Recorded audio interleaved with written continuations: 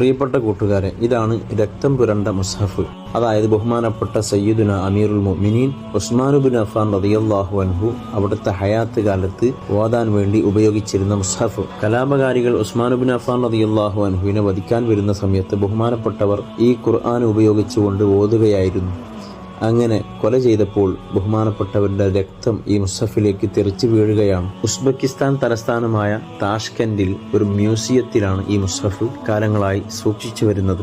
ഒരു വെള്ളിയാഴ്ച പകൽ നോമ്പുകാരനായി ബഹുമാനപ്പെട്ട ഉസ്മാൻ ഇബ്നു അഫ്ഫാൻ റളിയല്ലാഹു അൻഹു പതിവ് പോലെ ഖുർആൻ പാരായണം ചെയ്തുകൊണ്ടിരിക്കുകയാണ്. ബഹുമാനപ്പെട്ടവരുടെ വീടിന്റെ കാവൽക്കാരായ സ്വഹാബത്തിനെ കണ്ണുവെട്ടിച്ചുകൊണ്ട് ഒരു സംഘം അക്രമകാരികൾ വീടിന്റെ ബാക്ക് ഭാഗത്തിലൂടെ ഉള്ളിലേക്ക് പ്രവേശിച്ചു. ഖാഫിഖ് ഇബ്നു ഹർബ് എന്ന് പറയുന്ന അക്രമകാരി ബഹുമാനപ്പെട്ട ഉസ്മാൻ ഇബ്നു അഫ്ഫാൻ റളിയല്ലാഹു അൻഹുവിനെ പിന്നിലൂടെ വന്ന് തലക്കടിക്കുകയാണ്. തൽക്ഷണം മഹാനവറുകൾ താഴെ വീണു. കടാര കൊണ്ട് കൊലപ്പെടുത്താൻ ശ്രമിച്ച അക്രമിയെ തടയാൻ ശ്രമിച്ച ഭാര്യയായ ബഹുമാനപ്പെട്ട മഹദി നായില റളിയല്ലാഹു അൻഹയുടെ വിരലുകൾ അറ്റുപോയി. അതുപോലെ തടയാൻ ശ്രമിച്ച അടിമകളെയും നിഷ്കരുണം അക്രമികൾ കൊല ചെയ്യുകയും ചെയ്തു.